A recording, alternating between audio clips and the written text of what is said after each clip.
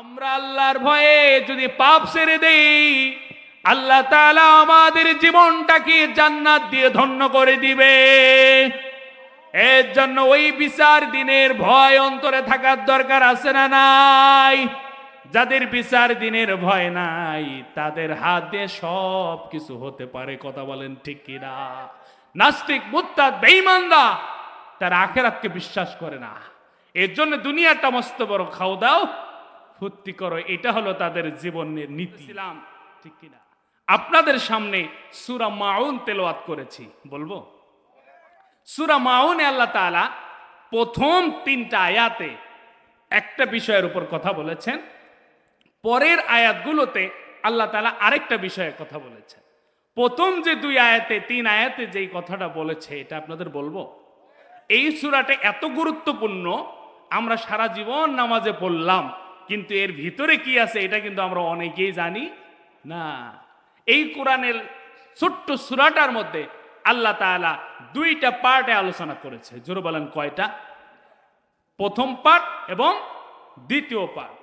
প্রিয় ভাইয়ের আমার, এই সূরায় আল্লাহ রাব্বুল আলামিন প্রথমে 2টা কথা বলেছেন। এই সূরার মধ্যে আল্লাহ রাব্বুল আলামিন প্রথমের দিকে বলেছেন 2 জন মানুষের চরিত্র তুলে ধরেছেন। জোরে বলেন কয়জন? আল্লাহ তাআলা বললেন, ও বান্দারা, তোমরা জানো কি কারা কারা আখিরাতকে অস্বীকার করে? তোমরা জানো কি আখিরাতকে বিশ্বাস করে না এমন মানুষ তোমরা চিনো? আল্লাহ তাআলা কোরআনুল কারীমের সূরা মাউনের মধ্যে এই আলোচনা করেছে কারা কারা কিয়ামতের ময়দান, বিচার দিবসকে অস্বীকার করে। জানার দরকার আছে না নাই? এখন হিন্দু বৌদ্ধ খ্রিস্টানদের কথা কেন আসে নাই? ইমানদারের মধ্যে কারা আখিরাতকে বিশ্বাস করে না, সেই আলোচনা আল্লাহ তাআলা এই আয়াতগুলোতে করেছে। জোরে বলেন আল্লাহু আকবার।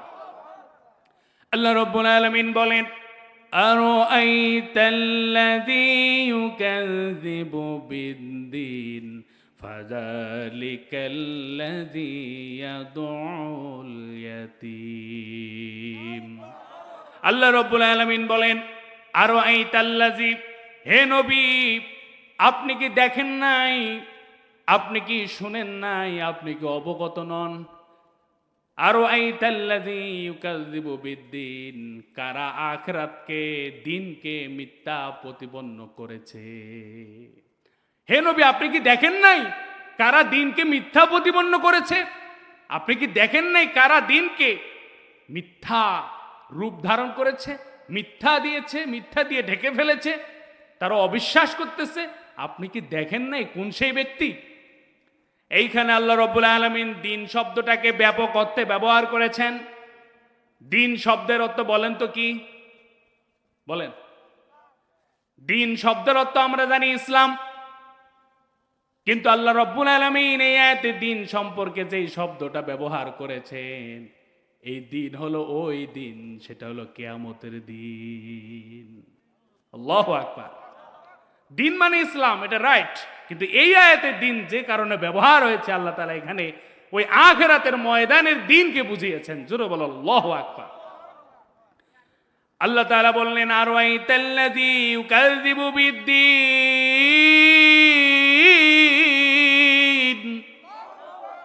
আল্লাহ বললেন, বান্দা, হে নবী, আপনি কি দেখেন নাই, আপনি কি শুনেন নাই? আল্লাহ তাআলা নবীকে বলেছে, আমাদেরও এই মেসেজ আছে না নাই? আল্লাহ তাআলা বললেন, হে নবী, আপনি কি দেখেন নাই কারা দিনকে মিথ্যা প্রতিপন্ন করেছে? এই দিন মৃত্যুর পর আল্লাহ তাআলা আবার আমাদেরকে জিজ্ঞাসা করবে, মানদিনুকা, সেইখানেও দিনের প্রশ্ন আসে না নাই? প্রিয় ভাইরা আমার, আমাদের দিনের নাম কি? কবরেও আপনাদেরকে প্রশ্ন করা হবে, আমাদেরকে প্রশ্ন করা হবে।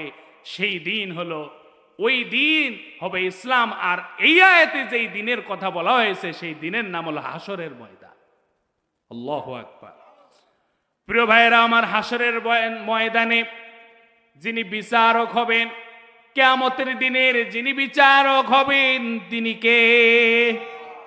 আল্লাহ তাআলা বিচারক হবেন। যিনি বিচারক হবে তাকে আমরা চিনি নাকি? চেনেন? আল্লাহকে তো আমরা দেখি নাই, কিন্তু আল্লাহর পরিচয় আছে না নাই? আমরা নামাজে বলি আলহামদুলিল্লাহি রাব্বিল আলামিন আর রহমানির রহিম মালিকি ইয়াউমিদ্দিন। আল্লাহু আকবার। আল্লাহ তাআলা বললেন মালিকি ইয়াউমিদ্দিন, যিনি বিচার দিনের মালিক, যিনি বিচার দিনের মালিক তিনি আমাদেরকে এই যে দিন আর ওয়াইতাল্লাযী ইউকাযযিবু বিদ্দিন, এই দুই দিন এক, এই দুই দিন কে বোঝানো হয়েছে কিয়ামত দিবসের দিন। আল্লাহু আকবার। যারা বিচারের দিনে, বিচারের দিনকে, কিয়ামতের ময়দানকে কারা অস্বীকার করে, আল্লাহ তাআলা নবীকে বললেন, আল্লাহ তাআলা নবীকে বললেন, হে নবী আপনি কি শোনেন নাই, আপনি কি দেখেন নাই কারা কারা আখিরাতকে অবিশ্বাস করে, কারা কারা হাসরের ময়দানকে বিশ্বাস করে না? আপনাদেরকে প্রশ্ন করতে চাই, যারা হাসরের ময়দানের দিনকে বিশ্বাস করে না তারা কি ঈমানদার? তারা ঈমানদার হতে পারে? কারণ একদিন আমাদেরকে আল্লাহ তাআলা সৃষ্টি করেছেন, আবার আল্লাহ তাআলা আমাদেরকে মৃত্যু দান করবেন, আবার আল্লাহ তাআলা আমাদেরকে জীবিত করবেন, আমাদের জীবনের সব হিসাব নেবেন। যেই দিন আমাদের বিচার ফয়সালা করা হবে সেই দিনের নাম হলো কিয়ামতের দিন। মিনহা খলাকনাকুম ওয়া ফিহা নুঈদুকুম ওয়া মিনহা নুখরিজুকুম তারাতান উখরা। জোরে বলেন আল্লাহু আকবার। আল্লাহ তাআলা আমাদেরকে মাটি হতে সৃষ্টি করেছেন, আবার মাটির মধ্যে আমাদেরকে মিশিয়ে ফেলবেন, আবার মাটি থেকে আমাদেরকে উত্তোলন করবেন। এই বিশ্বাস প্রত্যেকটা মুসলমানের আছে না নাই? এই বিশ্বাস যাদের থাকবে তারাই ঈমানদার। জোরে বলেন সুবহানাল্লাহ। আর যাদের এই বিশ্বাস নাই তারা কি ঈমানদার হতে পারবে বলেন? প্রিয় উপস্থিতি, মা বোনেরা ভাববে আমাদের ওয়াজ আবার কখন, এটা নারী পুরুষ সবার জন্যই, ঠিক কিনা? আজকের আলোচনা নারী পুরুষ সবার জন্যই, মনোযোগ সহকারে শুনতে হবে। আল্লাহ তাআলা বললেন, হে নবী আপনি কি দেখেন নাই কারা দিনকে মিথ্যা প্রতিপন্ন করে? আল্লাহ তাআলা সেই দিনের কথা বললেন, যেই দিন বিচার হবে, যেই দিন বিচার হবে সেই দিন কিন্তু ভাই ভাইকে চেনা যাবে, স্ত্রী স্বামীকে চিনবে না, বাবা সন্তানকে চিনবে না, পীর সাহেব মুরিদকে চিনবে না। সেদিন সবাই ইয়া নাফসি বলবে। কথা বলেন ঠিক কিনা? প্রিয় ভাইয়েরা আমার, এই সেই বিচার দিনের ভয়ের দরকার অন্তরে আছে না নাই? যাদের অন্তরে সেই দিনের ভয় রয়েছে তারা এই দিনে মানুষের অন্যায় করবে না, গোপনে মানুষের ভাগ্য নিয়ে খেলবে না, কলম দিয়ে খোসা দিয়ে কোটি কোটি টাকা আত্মসাৎ করবে না, কারণ তাদের অন্তরে ওই দিনের ভয় আছে না নাই? প্রিয় ভাইয়েরা আমার, যারা আখিরাতের ময়দানকে ভয় করি, আল্লাহ তাআলার ভয় যাদের অন্তরে থাকবে তারা কশিন কালেও জিনার সাথে সম্পর্ক থাকতে পারে না। কথা বলেন ঠিক কিনা? সুদের সাথে তাদের কোনো সম্পর্ক থাকবে না, কারণ তারা ভয় করে কাকে? আর আল্লাহ তাআলাকে যারা ভয় করবে তাদের দুনিয়াতেও শান্তি, আখিরাতেও শান্তি আছে না নাই? প্রিয় ভাইয়েরা আমার, একটা ভয়ের কথা মনে হয়ে গেল। হযরতে ওমর রাদিয়াল্লাহু তাআলা আনহু, নাম শুনেছেন নাকি? নাম শুনছেন? হযরতে ওমর রাদিয়াল্লাহু তাআলা আনহুর শাসন আমলে একজন যুবক রাস্তা দিয়ে মদ পান করতে করতে আসছিল। আর ওমরের একটা চরিত্র ছিল, সে রাস্তাঘাটে নিবিড় নির্জনে একা একা চলতেন, কে কি করত নজরদারি করত। জোরে বলেন আল্লাহু আকবার। হযরত ওমরের সামনে মদখোর যুবক পড়ে গেল। ওমর জিজ্ঞাসা করলো, যুবক তুমি কোথা থেকে আসলি আর তোমার হাতে কি, তুমি কি লুকাচ্ছ আমাকে দেখে? ওই যুবক বলতেছে, খলিফাতুল মুসলিমিন, আমার হাতে কিছু নাই, এমনিতেই হাতটা একটু লুকালাম। উমরের মনে আরো প্রশ্ন জেগে উঠলো, হাত কেন লুকালো? ওই ছেলে তো খাচ্ছিল মদ। উমর বলতেছে, তোমার হাতটা আমি দেখবো, তোমার হাতের মধ্যে কি? ওই যুবক আল্লাহরে ডাক দিয়ে বলে, আল্লাহ আজকে আমি মদ খেয়েছি আর উমরের সামনে ধরা খেয়েছি। যদি আজকে ওমর ধরে ফেলে আমার জীবন তো আজ তো থাকবে না, আমার কি হবে? আজকে তো বিপদ আমাকে ঘিরে ফেলেছে। আল্লাহরে ডাক দিয়ে বলে, আল্লাহ আপনি যদি আজকে উমরের হাত থেকে আমাকে রক্ষা করে দেন, আমি আল্লাহ আপনার কাছে তওবা করি, আপনার ভয়ে আমি আর কোনো দিন মদ পান করব না। আল্লাহরে ডাক দিয়ে বলে, আল্লাহ তুমি যদি উমরের হাত থেকে আজকে আমাকে বাঁচাও, আমি কোনোদিন মদ পান করব না, তওবা করলাম, আর কোনোদিন তোমার ভয়ে মদ স্পর্শ করব না। আল্লাহ তুমি আজকে এই মদের পেয়ালাটা দুধে পরিণত করে দাও, তুমি তো সব পারো। আল্লাহ তুমি আজকে উমরের হাত থেকে আমাকে রক্ষা করো, আমি কোনোদিন মদ পান করব না। আল্লাহু আকবার। ওমর তো রাগ, কারণ ওমর নরম না গরম? ওমর এমন, ছোট্ট ছোট্ট বাচ্চারা না ঘুমালে মায়েরা বাবারা বলতো ওই যে ওমর আসতেছে, ওমর, ভয়ে বাচ্চারা ঘুমাইতো। এমন শাসক ছিল। আর আমাদের শাসকরা যে শাসকের বিরুদ্ধে কথা বলে তারা রাত্রে করে ধরে না আয়না ঘরে বন্দি করে রাখে। চিল্লা বলেন ঠিক কিনা?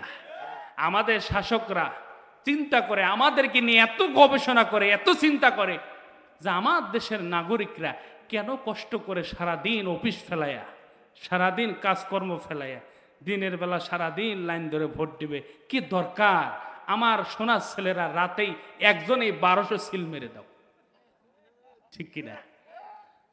যদি ঠিক হয়ে থাকে বলেন ঠিক, ঠিক না হলে আগামীকাল 9টার সময় বললেন। কথা কি ঠিক না বে ঠিক?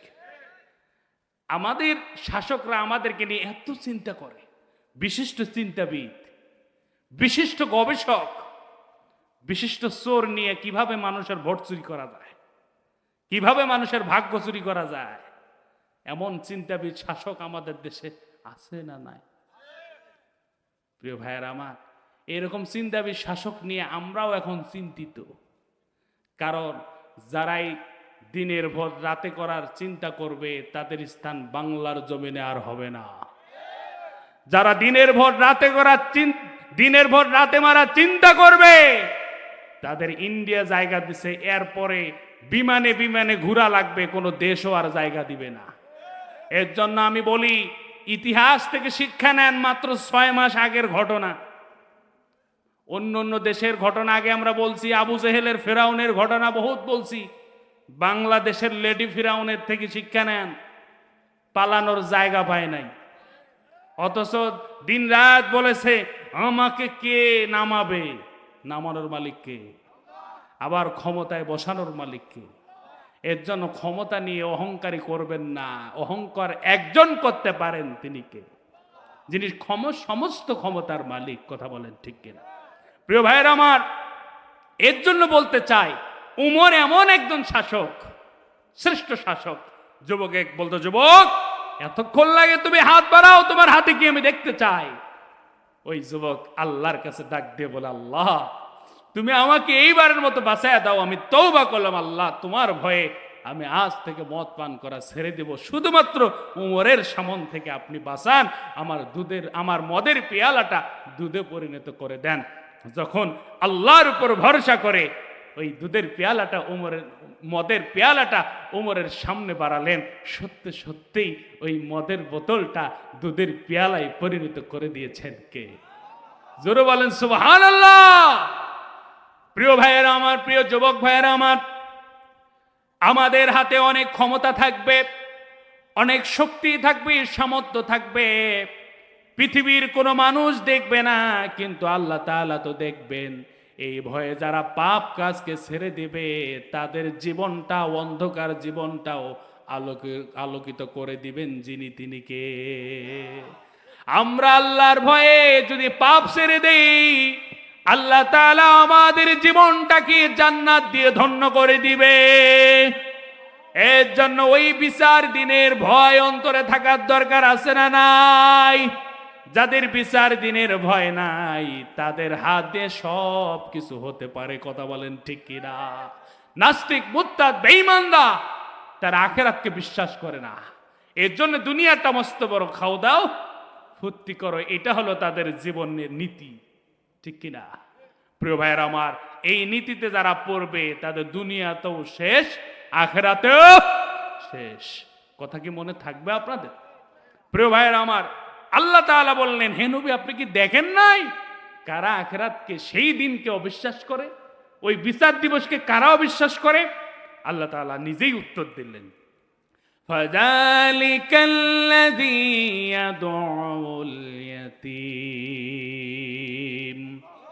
আল্লাহ রাব্বুল আলামিন বললেন, বান্দা সূরা মাউনে প্রথমের যে বিষয়টা, কারা কারা আখিরাতকে অবিশ্বাস করে, এক নম্বর ওই ব্যক্তি যে এতিমকে কঠোরভাবে তাড়িয়ে দেয়, যারা এতিমকে গলা ধাক্কা দেয়,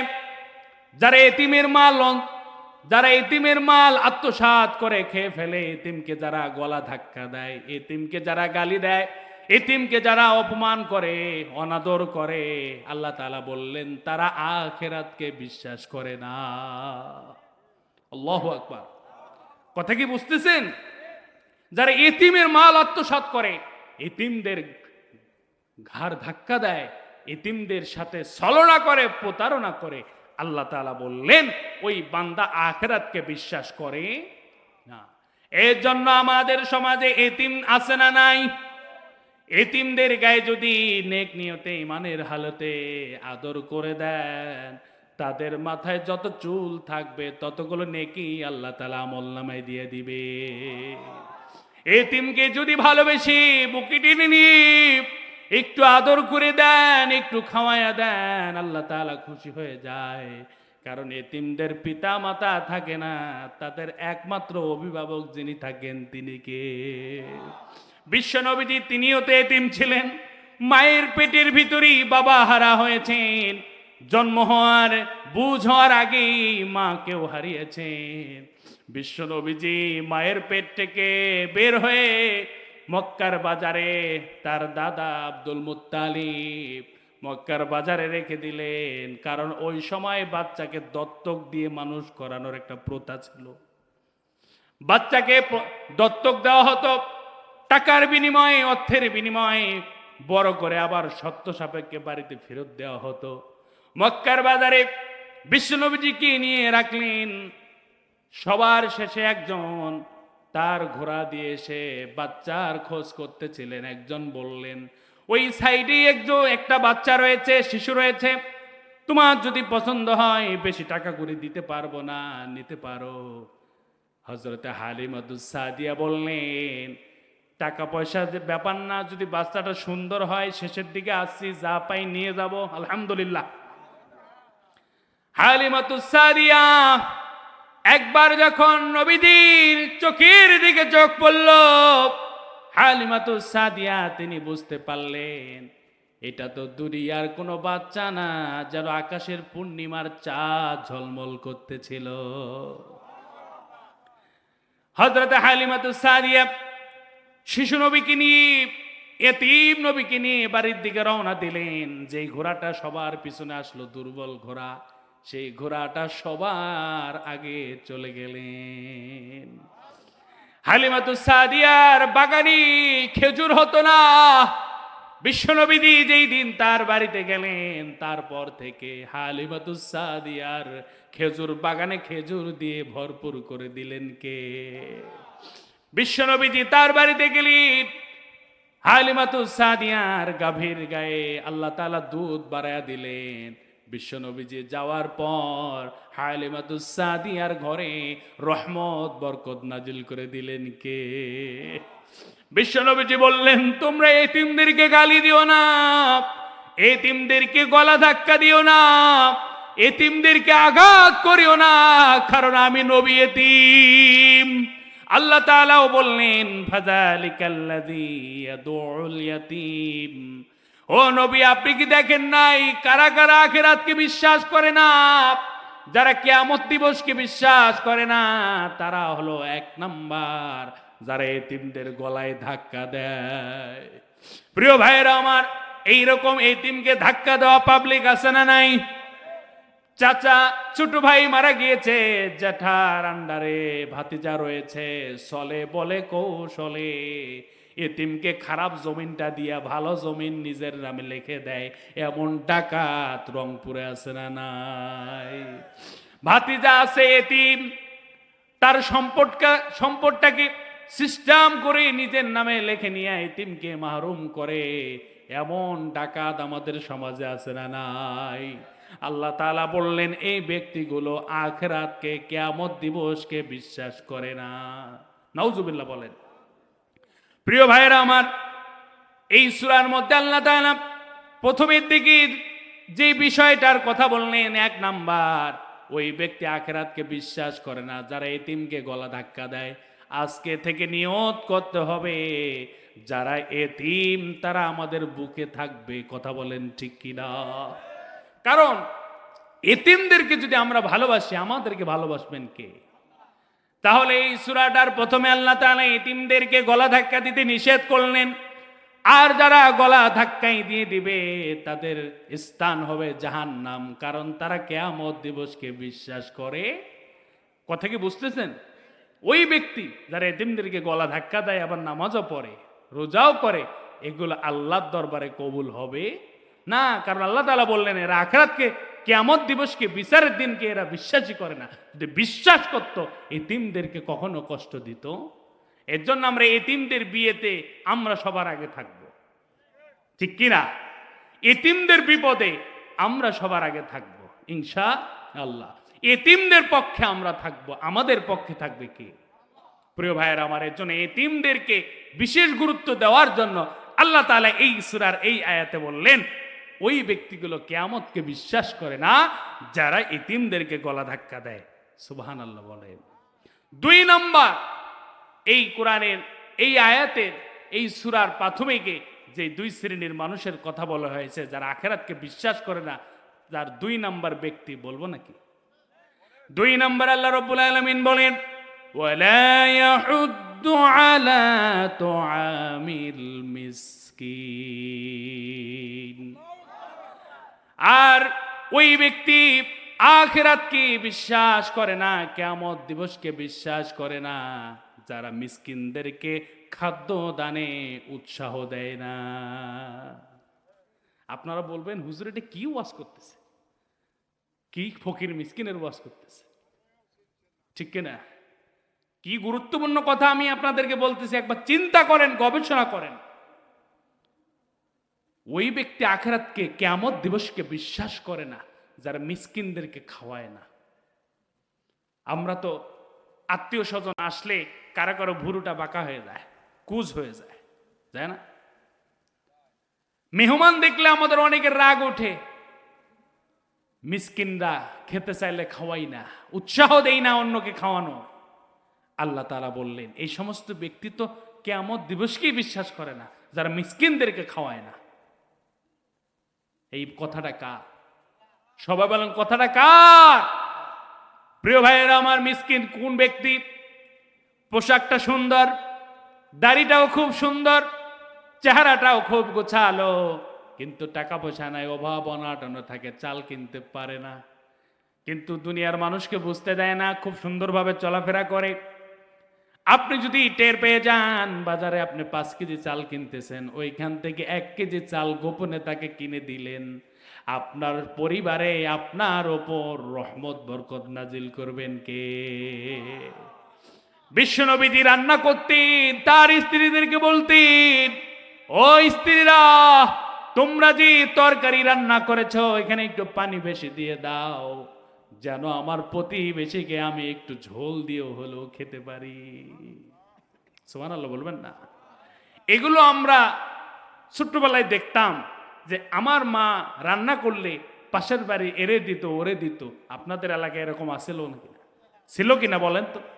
আপনি এখন চিন্তা করেন, দেখেন তো এই বিষয়টা এখন আর অত গুরুত্ব আছে? নাই। এর জন্য আমাদের পরিবারেও বরকত নাই, স্বামী স্ত্রীও বরকত নাই, বাড়িতেও বরকত নাই। কথা বলেন ঠিক কিনা?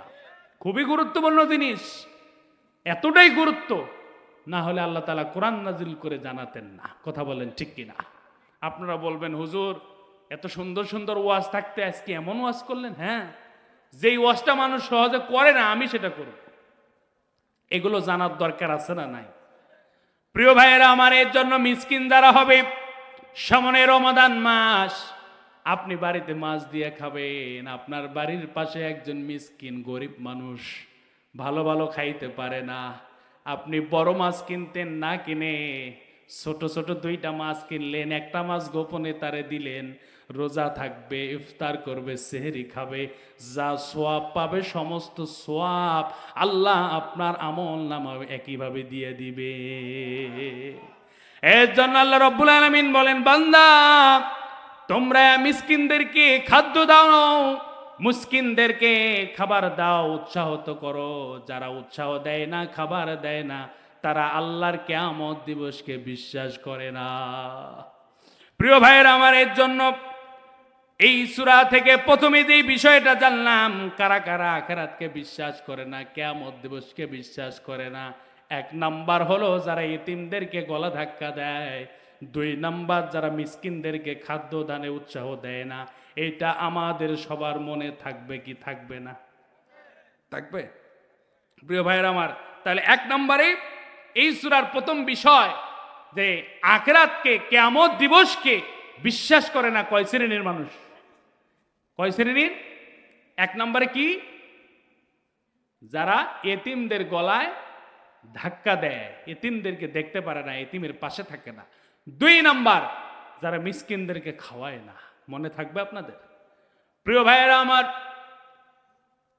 আল্লাহ রাব্বুল আলামিন এই সূরার দুই নাম্বার বিষয় যে সেট করে দিয়েছে, সেই বিষয়ের নাম হলো মুনাফিক। জোরে বলেন নাউজুবিল্লাহ। মুনাফিক এমন একটা জাতি, হিন্দুর মধ্যে নাই, খ্রিস্টানের মধ্যে নাই, বৌদ্ধের মধ্যে নাই। মুনাফিক এমন একটা জাতি, সেটা মুসলমানদের ভিতরেই আছে। ঠিক কি না? এই মুনাফিক আল্লাহ রাব্বুল আলামিন সূরা মাউনের শেষের দিকে যে বিষয়টা উল্লেখ করেছে, কারা কারা মুনাফিক, মুনাফিকের চরিত্র কিছু তুলে ধরেছে। প্রিয় ভাইয়েরা আমার, এই মুনাফিক নিয়ে আমরা, মুনাফিক নিয়ে কি গবেষণা করলাম, কি চিন্তা করলাম, মুনাফিক নিয়ে আমাদের ভাবনা কি, চিন্তা কি। হযরতে হানজালা রাদিয়াল্লাহু তাআলা আনহু, তিনি নিজেকে বলতেছেন নাফাকা হানজালা, নাফাকা হানজালা বলতেছি আর দৌড়াচ্ছেন। প্রতিমধ্যেই আবু বকরের সঙ্গে দেখা হয়ে গেল। হানজালাকে ডাক দিয়ে বলো, হানজালা তুমি এই কথা কেন বলো? হানজালা বলতেছে, আমি তো মুনাফিক হয়ে গিয়েছি। হানজালা মুনাফিক হয়ে গিয়েছে। আবু বকর বলল, কেমনে বুঝলা তুমি মুনাফিক হয়ে গিয়েছো? হানজালা ডাক দিয়ে বলল, আবু বকর, আমি যখন নবীজির পাশে থাকি, নবীজির কথাগুলো যখন আমি মনে প্রাণে শ্রবণ করি, নবীজির জন্য আমার জীবনটাও দিয়ে দিতে মন চায়। যখন বাড়িতে আসি, স্ত্রী, পুত্র, সন্তান, আত্মীয় স্বজন সবাইকে দেখে আবার তাদের প্রতিও মহব্বত সৃষ্টি হয়ে যায়। আমি তো মনে হয় মুনাফিক হয়ে গিয়েছি, এর জন্য বিশ্ব নবীজির দরবারের দিকে যাচ্ছি। আবু বকর ডাক দিয়া বলল, হানজালা, এমন তো আমারও মনে হয়, এমন তো আমারও মনে হয়, আমারও তো এরকম হয়, চলো বিশ্ব নবীজির দরবারে যাই। বিশ্ব নবীকে বিয়া বললেন, ইয়া রাসূলুল্লাহ সাল্লাল্লাহু আলাইহি ওয়াসাল্লাম, হানজালা তো মুনাফিক হয়ে গিয়েছে। বিশ্ব নবীজি বললেন, কিভাবে বুঝলা তুমি মুনাফিক হয়ে গিয়েছো? হানজালা ডাক দিয়ে বললেন, ইয়া রাসূলুল্লাহ, যখন আপনার সামনে আমি থাকি জীবনটাও দিয়ে দিতে মন চায়, যখন বাড়িতে যাই স্ত্রী, পুত্র, সন্তানের জন্য মনটা কাঁদে, ওদিকে টান পড়ে, আমার তো মনে হয় মুনাফিকই ঢুকে গিয়েছে। বিশ্বনবীজি বললেন, এখন তুমি কি করতে চাও?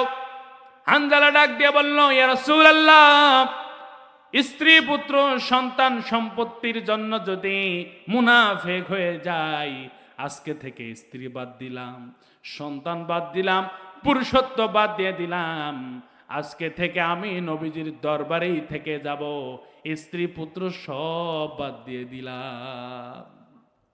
বিশ্ব নবীজি মুস্কি মুস্কি হাসেন, ডাক দিয়ে বললেন, হানজালা, তুমি যে বিষয়টার কথা বললা, স্ত্রী, সন্তান, পুত্রকে ভালোবাসা, এটা মুনাফিকের লক্ষণ নয়, বরঞ্চ এটা আমি নবীর সুন্নত। স্ত্রীকে ভালোবেসে তুমি তাকে একটা খেজুর কিনে দিবা, চকলেট কিনে দিবা, এটা আমি নবীজির সুন্নাত। সুবহানাল্লাহ বলেন। তুমি স্ত্রীকে ভালোবেসে একটা উপহার দিবা, সে মুস্কি হাসি দিবে, এই মুস্কি হাসিটা হলো সদকায়ে জারিয়া। সুবহানাল্লাহ বলেন। সদাকার সওয়াব। স্ত্রীকে ভালোবেসে তুমি একটা 5 টাকার জিনিস দিয়েছো, এটা সদাকার সওয়াব। সুবহানাল্লাহ বলেন। আর আমরা তো সারাদিন বাজার ঘাটে যা মন চায় সব খাই, স্ত্রীর জন্য কিছুই আনি না, ঠিক কি না? কিছুই দেই না। আবার ভালোবাসার কমতি হইলে মায়েরও কমতি হয় না, ঠিক কি না? প্রিয় ভাইয়ের আমার, স্ত্রীদেরকে ভালোবাসা এটা কার সুন্নত? নবীদের সুন্নত। বিশ্বনবীজি বললেন, হানজালা তুমি তোমার সন্তানকে স্ত্রীকে ভালোবাসো, এটা তো আমি নবীর সুন্নত। সুবহানাল্লাহ বলেন। কারণ ইসলাম এমন একটা ধর্ম, এই ধর্মে বৈরাগ্যবাদ চলবে না। পাহাড়ে পাহাড়ে চুল বাবরি রেখে দাড়ি বড় বড় করে দরবেশগিরির নাম ইসলাম নয়। ইসলাম হলো দিন কায়েম করে মানুষের মধ্যে ইসলামকে প্রতিষ্ঠিত করার নাম হলো ইসলাম। চিল্লা বলেন ঠিক কিনা? যদি তাই হতো বিশ্বনবীজি ঘর থেকে বের হওয়া লাগতো না। কথা বলেন ঠিক কিনা? মায়ের খাওয়া লাগতো না। বিশ্বনবীজি যখন নিজের এলাকার মানুষ কথা না শুনত, তখন তিনি তায়েফের ময়দানে চলে গিয়েছে। তায়েফের কষ্ট করা পথ, কষ্টের পথ মানুষকে দাওয়াত দিয়েছে, দাওয়াত গ্রহণ করেন নাই, বিশ্বনবীজিকে পাথর মেরে রক্তাক্ত করে দিয়েছে। কথা বলেন ঠিক কিনা? যদি ইসলাম দরবেশগিরির মধ্যেই থাকতো, বুজুর্গিরির মধ্যেই থাকতো, তাহলে কিন্তু নবীজি ঘর থেকে বাইর হওয়া লাগতো না, ঘরের ভিতর সব রকমের খাবার চলে যেত। কথা বলেন ঠিক কিনা? কথা বলেন ঠিক কিনা? বিশ্বনবীজিকে অফার দেওয়া হতো, মোহাম্মদ তোমার সুন্দরী নারী লাগলে আমরা সবচেয়ে সুন্দরী নারী তোমাকে দিয়ে দেওয়া হবে। টাকা সুস্থতার জন্য দূরে চিকিৎসা করা লাগবে, সেই ব্যবস্থা আমরা করব। তুমি শুধু একটা জিনিস বাদ দিবা, লা ইলাহার দাওয়াত সমাজে দিও না। বিশ্বনবীজি ওই প্রস্তাব মেনে নেন নাই, যার কারণে বিশ্বনবীজি এলাকায় থাকতে পারেন নাই, ঘুমাইতে পারেন নাই। কথা বলেন ঠিক কিনা?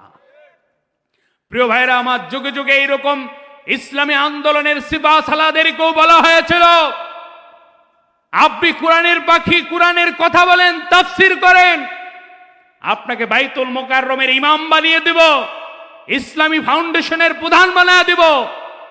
শুধুমাত্র আপনি বলিয়েন না যে এই কোরআন দিয়ে এই দেশে সৃষ্টি যার, আইন চলবে তার, এই স্লোগান আপনি বন্ধ করে দেন। তিনি বলেছিল, আমার জীবন যাবে, এই কথা আমি মেনে নিতে পারবো না। যতদিন বেঁচে থাকবো, বিড়ালের মতো 500 বছর বেঁচে থাকতে চাই না, সিংহের মতো 1 ঘন্টা বাঁচতে চাই। তিনি সিংহের মতোই বেঁচে গিয়েছেন। তিনি হাসতে হাসতে দুনিয়া থেকে বিদায় দিয়েছেন, গোটা বিশ্বের মানুষকে কাঁদিয়েছেন। কথা বলেন ঠিক কিনা? এই শিক্ষা তো বিশ্বনবীদের থেকে নিয়েছে তারা। এই ভয় দেখিয়ে কোনো লাভ হবে? বিশ্বনবীজিকে অফার দেওয়া হলো, বিশ্বনবীজি গ্রহণ করলেন না। তাইফের ময়দানে কাফেররা তাকে না বুঝেই পাথর নিক্ষেপ করলেন। বিশ্বনবীজির রক্তগুলো জুতার সাথে আঠার মতো লেগে গিয়েছে। কাফেরেরা ঢিল ছুঁড়ে মারে, বিশ্বনবীজির শরীর থেকে রক্তগুলো টপ টপ করে পড়ে। বিশ্বনবীজি রক্তগুলো টপ টপ করে পড়ে। বিশ্বনবীজি একটু সাইডে যখন রাস্তা পার হয়ে চলে আসলো, বিশ্বনবীজি তায়েফের ময়দানে এসে একটা আঙ্গুর বাগানের নিচে তিনি আশ্রয় গ্রহণ করলেন। ওই আঙ্গুর বাগানের মালিকের নাম ছিল হাদাস। কি নাম? আমি ওইখানে গত নভেম্বরে গিয়েছিলাম, অক্টোবরের শেষের দিকে গিয়েছিলাম। আমি দেখলাম বিশ্বনবীজি তাইফের ময়দানে, যেখানে তাইফের রাস্তায় ঢিল খেয়েছে, ওই ঢিল খেয়ে যখন তিনি ওই আঙ্গুর বাগানের নিচে আশ্রয় নিলেন, এখনো সেই জায়গাটা মনে হয় তাজা রক্ত দিয়ে আমাদের দিকে তাকিয়ে আছে। ওই দিকে অসংখ্য দেশের মানুষ ওই স্পটটার দিকে যখন তাকায়, চোখের পানি ধরে রাখতে পারে না, হাউমাউ করে কেঁদে দেয়। আমার নবী ইসলাম আনতে গিয়ে, ইসলামকে প্রতিষ্ঠাতা করতে গিয়ে রক্তাক্ত হয়ে এই গাছের নিচেই তো পড়েছিল। আঙ্গুর বাগানের মালিক নাম হলো হাদাস, বিশ্বনবীজিকে সেবা যত্ন করেছেন। পরবর্তীতে বিশ্বনবীজির হাতে হাত রেখে ঈমান গ্রহণ করেছেন। আজকে ওই জায়গায় একটা মসজিদ নির্মাণ হয়েছে, সেই মসজিদের নাম হলো মসজিদুল হাদাস। আল্লাহু আকবার। আমি সেখানে নামাজ পড়েছি 2 রাকাত। অসংখ্য মানুষ সেখানে নামাজ পড়ে। আর হাদাসের বাড়িঘর যেভাবে ছিল ওইভাবেই অবয়ব করে রাখা হয়েছে, ওখানে হাত দেয় নাই। ওই স্মৃতিটা ওখানে এইভাবেই রয়েছে, যেই ঘরে হাদাস থাকতো। আল্লাহু আকবার। ওই ছাপড়া ঘরের মতো একটা ঘর, এইভাবেই ওই ঘরটা এইভাবে দাঁড় হয়েই আছে। ওই ঘরে আর কোনো হাত দেয় নাই, এইভাবেই রাখছে। আল্লাহু আকবার। যারা যান তারা দেখেছেন। প্রিয় ভাইয়ের আমার, ইসলাম আনতে গিয়ে নবীজি মার খেয়েছেন। কথা বলেন ঠিক কিনা? ইসলাম প্রতিষ্ঠা করা এত সহজ বিষয় না। বিশ্বনবীজির দরবারে হানজালা যখন বললেন, হানজালাকে উত্তর দিয়ে দিলেন, তোমার বৈরাগ্যবাদের নাম ইসলাম না, ইসলাম হলো দিন কায়েমের মধ্যে, জীবন দেওয়া নেওয়ার মধ্যে ইসলাম। কথা বলেন ঠিক কিনা? প্রিয় ভাইয়ের আমার, ইসলামে আইন প্রতিষ্ঠা করতে গিয়ে বিশ্বনবীজির একজন সাহাবী নির্যাতনের চরম পর্যায়ে চলে গিয়েছেন। নাম হলো হযরত খুবাইব রাদিয়াল্লাহু তাআলা আনহু। হযরত খুবাইব রাদিয়াল্লাহু তাআলা আনহু, তাকে তখন কাফির সৈন্যরা ধরে ফেলল। কাফিরেরা ধরে একটা ঘরের ভিতর বন্ধ করে রাখলেন। কিছুদিন পর ওই ঘর থেকে তাকে বের করা হলো। খুবাইব রাদিয়াল্লাহু তাআলা আনহুকে কাফিরের একদল সামনে পিছনে এইভাবে করে তাকে নিয়ে যায়। আর আনন্দ উল্লাস করতে করতে, নাচতে নাচতে তারা যায়, উল্লাস করতে করতে যায়। পাড়ার মানুষকে জানায়, কে কে আছো দেখে যাও, মুহাম্মাদের উত্তরসূরি খুবাইবকে আমরা কিভাবে মেরে ফেলি আজকে, তোমরা দেখে যাও। খুবাইব রাস্তা দিয়ে যায় আর হাঁটে, আর মানুষদেরকে কাফের সৈন্যরা দাওয়াত দেয়, আসো দেখে যাও মুহাম্মাদের উত্তরসূরি হলে কি নির্মম পরিহাস হতে পারে। খুবাইবকে নিয়ে যাওয়া হলো। কাঠের একটা মঞ্চ তৈরি করা হয়েছে।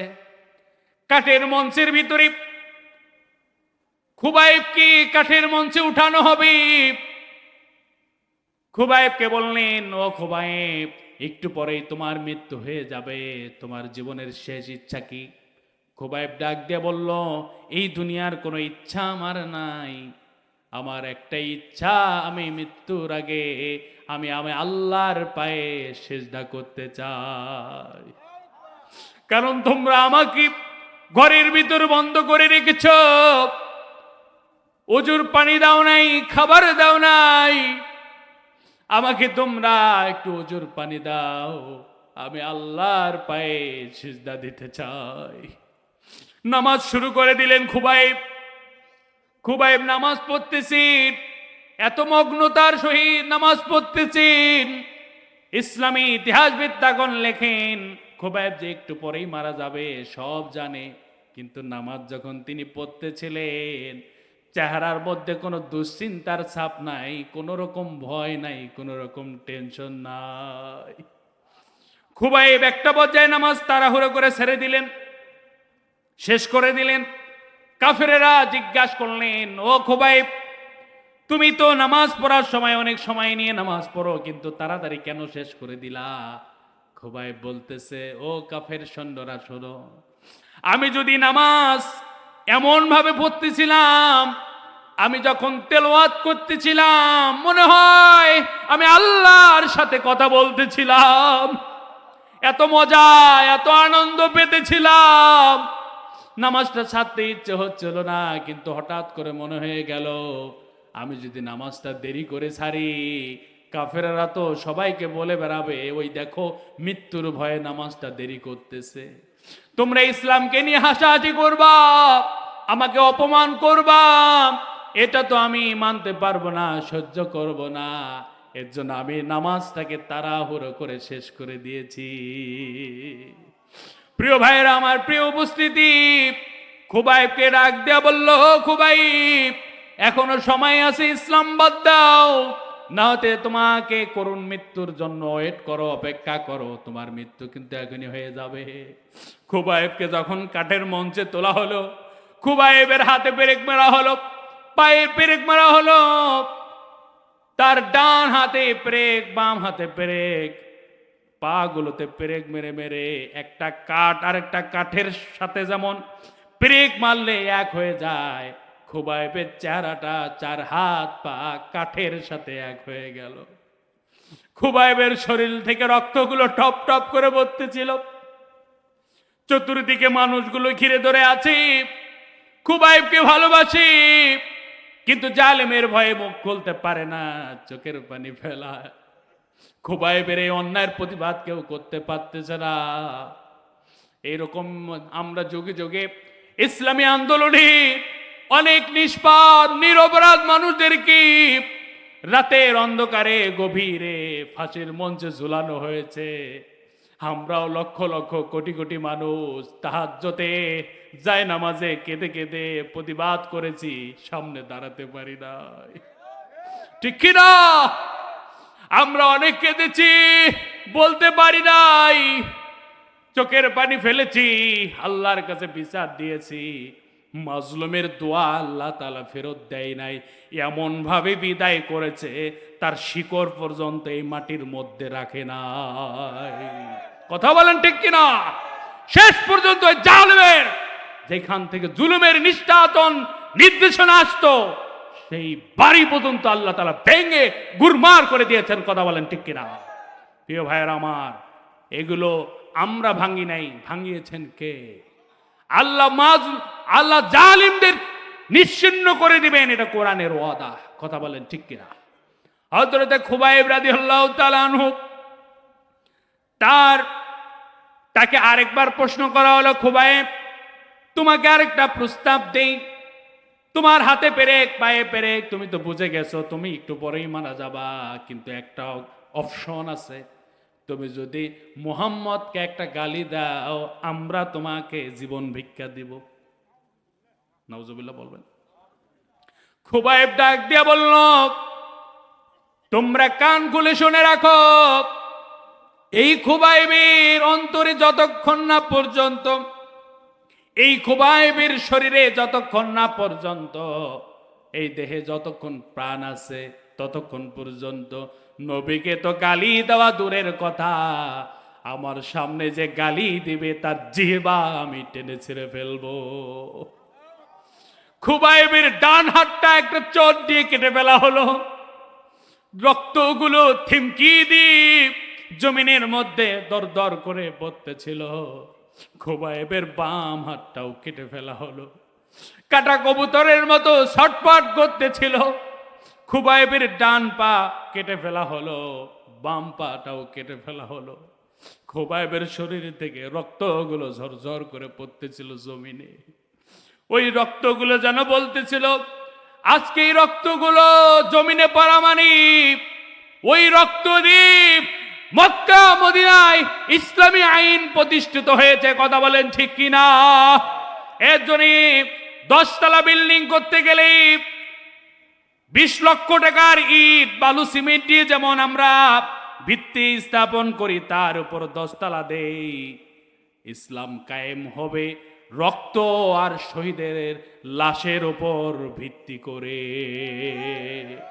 এর থেকে আমরা শিক্ষা পাই, যারা ইসলামের জন্য যেই ভূখণ্ডে ইসলামের নাম করে আল্লাহু আকবার বলে যারা বুক পেতে দিয়েছে, রক্ত দিয়েছে, আল্লাহর পথ থেকে বিচলিত হয় নাই, সেই দেশে ইসলাম কায়েম হবেই হবেই হবেই ইনশাআল্লাহ। কথা বলেন ঠিক কিনা?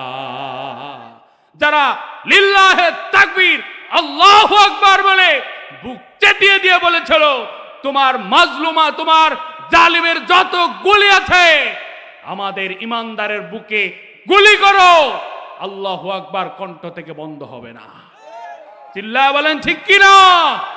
একটা গুলি খেয়েছে, 10টা গুলি খেয়েছে, জালিমদেরকে দেশ ছাড়া করেছে। কথা বলেন ঠিক কিনা?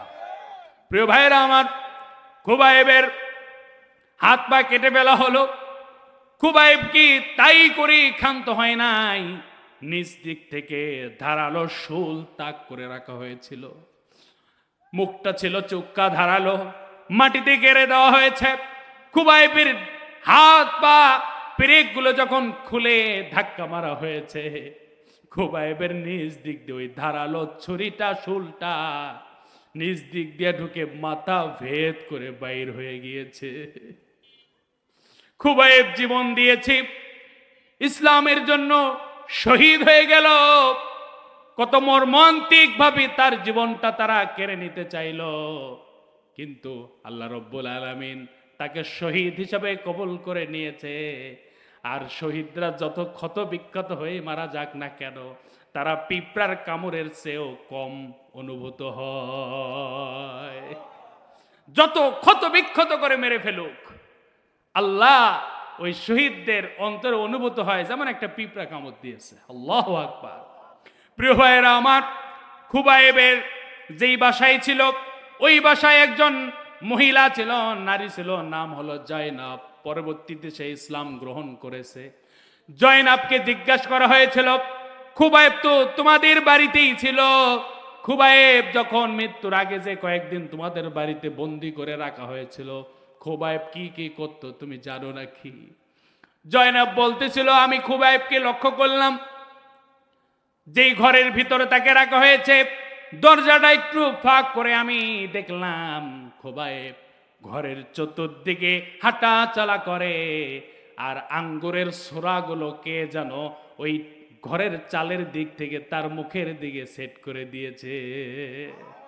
খুবাইব চতুর্দিকে ঘুরে আর একটা করে আঙ্গুর খায়, আর চতুর্দিকে ঘুরে আমি জিজ্ঞাসা করলাম, ও খুবাইব, আমরা তো তোমাকে কেউ খাবার দেই না, মক্কা মদিনায় তো এই সময় আঙ্গুর পাওয়া যায় না, তুমি আঙ্গুর পেলে কোথায়?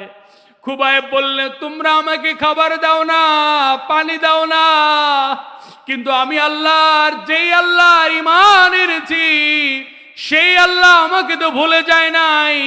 এই আনছে জেনেও জান্নাত থেকে আঙ্গুর দিয়ে আমার জীবনটা বাঁচিয়ে রেখেছে।